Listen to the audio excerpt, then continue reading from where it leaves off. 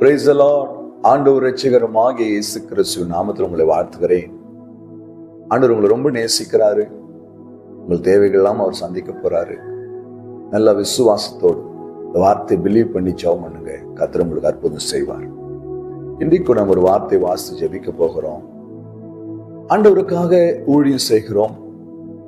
ஆண்டவருக்காக ஏதோ காரியங்கள்லாம் செய்கிறோம். ட்ராக்ஸ் கொடுக்கிறோம், சண்டேஸ் கிளாஸ் எடுக்கிறோம், ஏன் ஒரு ஆலயத்தை பெருக்கி சுத்தம் செய்கிறோம். எல்லாம் ஒரு ஊழியம்தான். ஆனா அப்படி செய்யும் பொழுது உள்ளத்துல ஒரு சோர்வு வரும். நான் இவ்வளவு கஷ்டப்பட்டு இந்த ஊழியத்தை செய்யறேன், இவ்வளவு கஷ்டப்பட்டு இந்த காரியத்தை செய்யறேன், இவ்வளவு கஷ்டப்பட்டு இந்த வேலையை செய்யறேன், இதெல்லாம் ஒரு பலன் கிடைக்குமா கிடைக்காதா? ஒரு இன்றைக்கு அழகாய் ஒரு வார்த்தையை கொண்டு உங்களோட பேச போகிறேன். வாசிக்கலாமா? எபிரேயர் 6:10. தமது நாமத்திற்காக காண்பித்த அன்புள்ள பிரயாசத்தையும் மறந்து விடுகிறதற்கு தேவன் அநீதி உள்ளவர் அல்லவே. அவருடைய நாமத்திற்கென்று நாம் படுகிற அந்த பிரயாசங்களை மறந்து போவதற்கு நாம் ஆராதிக்கிற தேவன் அநீதி உள்ள தேவன் அல்ல. நீங்க ஆண்டவருக்காக ஒரு சிறு துரும்பு எடுத்தாலும் சரி, ஒரு மலையை பெரட்டினாலும் சரி, அந்த பிரயாசத்தை கர்த்தர் பார்த்திருக்கிறார். ஞாபக புஸ்தகத்திலே அது எழுதப்பட்டிருக்கும். நீங்க ஊழியத்துக்காய், கர்த்தருடைய ராஜ்யத்துக்காய், அவருடைய நாமத்திற்காய் படுகிற பிரயாசங்கள் எல்லாவற்றையும் மறந்து போவதற்கு அவர் அநீதி உள்ள தேவன் அல்ல. நாங்கள் ஒரு இடத்துல ஊழியம் செய்யும் பொழுது ஒரு மனிதன் எங்களை அடித்தான். ஆனால் அதை வாங்கி கொண்டு திரும்ப எந்த மறு உத்தரவு சொல்லாமல் கண்ணீரோடு இந்த இடத்துல இருந்து கடந்து வந்தோம்.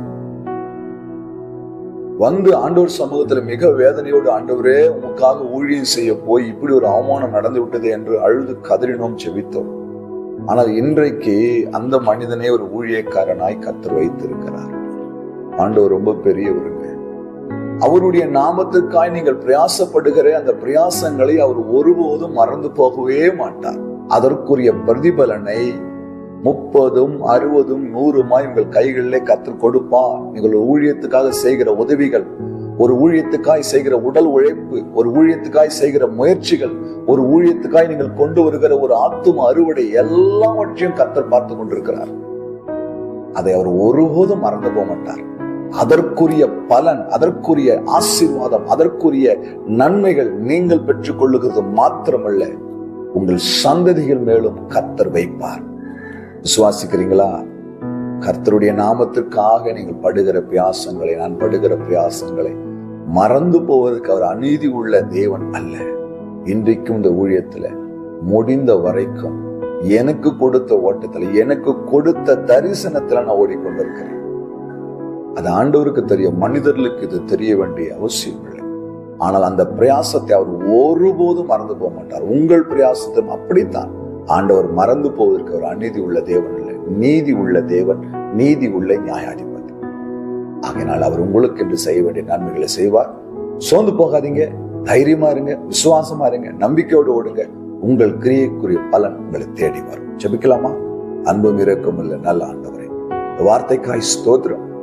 வார்த்தை கேட்கிற ஒவ்வொரு பிள்ளைகளும் உங்களுடைய நாமத்துக்காய் படுகிற பிரயாசங்களை நீர் மறந்து விடாத தேவன் என்பதை அறிந்திருக்கிறோம்.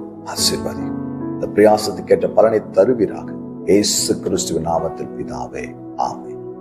ஹல்லேலூயா. God bless you.